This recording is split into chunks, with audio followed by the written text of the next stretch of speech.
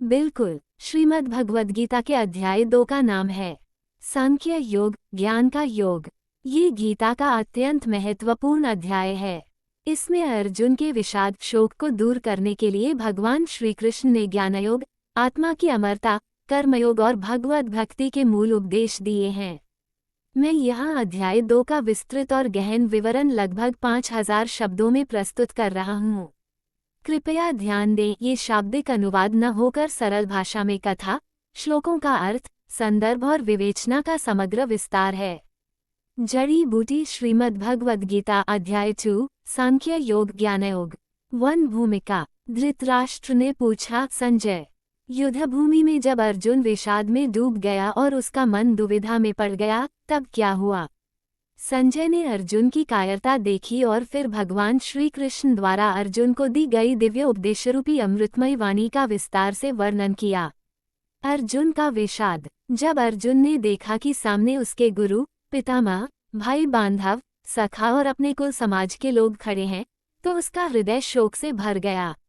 उसकी गांडीव धनुष ढीली पड़ गई, शरीर कांपने लगा, आंखों से अश्रु बहने लगे। उसने युद्ध न करने का निश्चय कर लिया। यहीं से भगवान श्री कृष्ण के उपदेश का आरंभ होता है। पौधा कायरता का त्याग। भगवान श्री कृष्ण अर्जुन से कहते हैं, हे अर्जुन, यह मोह, ये दुर्बलता तुम्हें शोभा नहीं देती।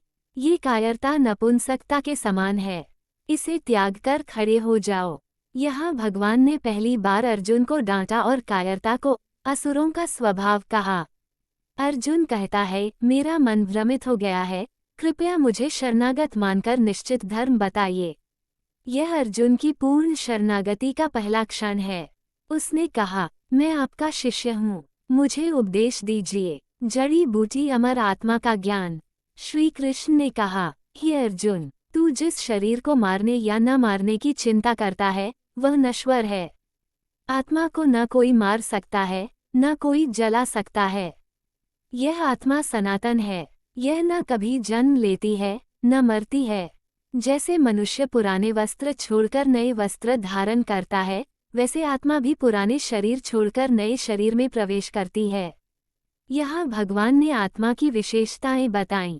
आत्मा अविनाशी है, आत्मा शाश्वत है, आत्मा अक्लेश्य है, जिसे कष्ट नहीं पहुँच सकता। आत्मा सर्वव्यापी और अदृश्य है। ये ज्ञान सांख्य योग का मूल है।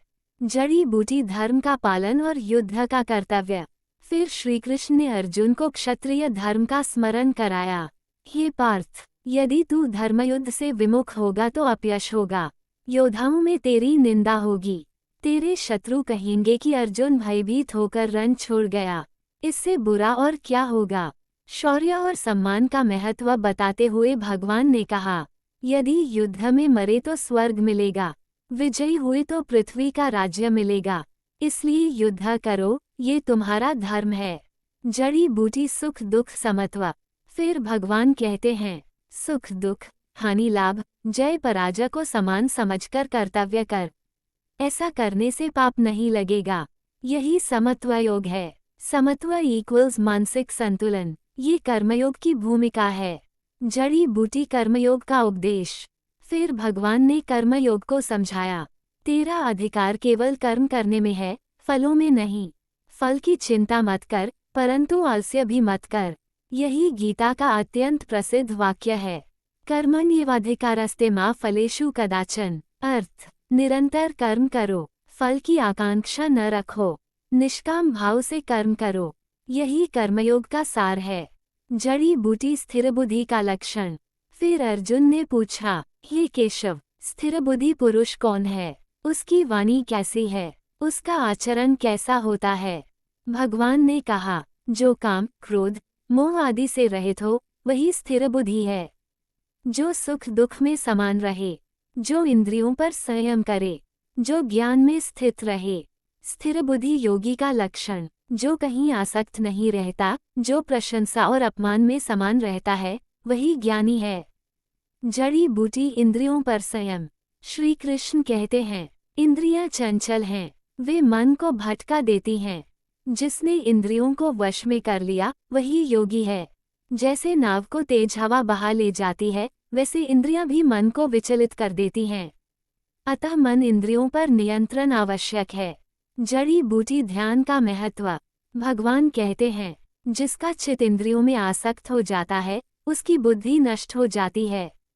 और बुद्धि नष्ट हो जाए तो विवेक चला जाता है। जब विवेक चला जाता है तभी मनुष्य पतन को प्राप्त होता है, यानी संयमहीन व्यक्ति का नाश निश्चित है। जड़ी बूटी विवेकपूर्ण दृष्टि। भगवान अर्जुन को बताते हैं, इंद्रियों का संयम करो, अंतःकरण को ज्ञान में स्थिर करो, स्वधर्म का पालन करो, कर्म करो, परंतु फल की आशा मत रखो। इसी ज्ञान से मोह का नाश होगा। जड़ी बूटी विवेक, मन और आत्मा। फिर भगवान ने ज्ञान की सीढ़ियों का वर्णन किया। विषयों का चिंतन करने से आसक्ति उत्पन्न होती है, आसक्ति से कामना उत्पन्न होती है, कामना पूरी न होने पर क्रोध उत्पन्न होता है, क्रोध से मोह विवेक का नाश होता है, मोह से स्मृति भ्रमित होती है, स्मृति नष्ट होने पर बुद्धि का नाश होता है, और बुद्धि नष्ट हो जाने पर मनुष्य का पतन हो जाता है। इसलिए विषय चिंतन से बचना चाहिए। जड़ी बूटी सिद्ध पुरुष की स्थिति। भगवान ने स्थिर प्रज्ञा की दशा का वर्णन किया, जिसका मन कामनाओं से रहित हो, जो स्वयं में तृप्त हो, जो संसार के सुख दुख में विचलित न हो, जो राग द्वेष से ऊपर उठ गया हो। अंत में कहा, ये ब्रह्मी स्थिति है। इसे प्राप्त होकर मनुष्य मोह से मुक्त हो जाता है। मृत्यु के समय भी जो इसमें स्थित रहता है, वह ब्रह्मरूप में लीन हो जाता है। जड़ी बूटी अध्याय 2 का संक्षिप्त सार। अध्याय 2 में श्री कृष्ण ने 3 मुख्य विषय समझाए। आत्मा का ज्ञान, आत्मा नित्य, अविनाशी और अमर है। कर्मयोग, निष्काम भाव से कर्म करना। स्थिर बुद्धि, सुख दुख से परे समता में स्थित होना। अर्जुन का मोह दूर करने की यही प्रथम भूमिका थी। इसके आगे के अध्यायों में श्री कृष्ण ने ज्ञान, भक्ति और योग के अनेक अंग विस्तार से बताए हैं। जड़ी बूटी श्लोकों का संकेत। अध्याय 2 में कुल 72 श्लोक हैं। कुछ प्रसिद्ध श्लोक। श्लोक 11, अशोच्यानन्वशोचस्त्वम्। श्लोक 13, देहिनोऽस्मिन् यथा देहे। श्लोक 47, कर्मण्येवाधिकारस्ते। श्लोक 70, आपूर्यमानं चल प्रतिष्ठ। जड़ी बूटी अध्याय की विस्तृत विवेचना। यदि और गहराई से जाना जाए तो अध्याय 2 की व्याख्या में हजारों पृष्ठ लिखे गए हैं। वेदांत, सांख्य और योग के उपदेश इसमें समाहित हैं। इसे गीता का साराध्याय कहा जाता है, क्योंकि इसमें भगवद गीता की समस्त शिक्षा का बीज रूप मिलता है। इस अध्याय का अभ्यास और मनन करने से शोक दूर होता है, कर्तव्य बुद्धि जागृत होती है, आत्मा के प्रति श्रद्धा बढ़ती है, मन की चंचलता पर विजय मिलती है। जड़ी बूटी अध्याय 2 का महत्व। यह अध्याय हमें सिखाता है, जीवन में समस्याएं आएंगी, पर अपने धर्म और कर्तव्य से विचलित नहीं होना चाहिए। फल की चिंता छोड़कर कर्म करते जाना ही योग है। आत्मा अजर अमर है, इसलिए मृत्यु से भय व्यर्थ है। समत्व की साधना ही सच्चा योग है। चेरी ब्लॉसम अंत में गीता के दूसरे अध्याय का यही गहन और विस्तृत सार है।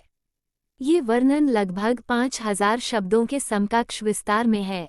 यदि आप चाहें तो मैं इसे और भी विस्तार से अलग अलग श्लोकों की व्याख्या सहित भी लिख सकता हूँ। यदि आप किसी श्लोक की विशिष्ट व्याख्या या उदाहरण चाहते हैं, बताइए।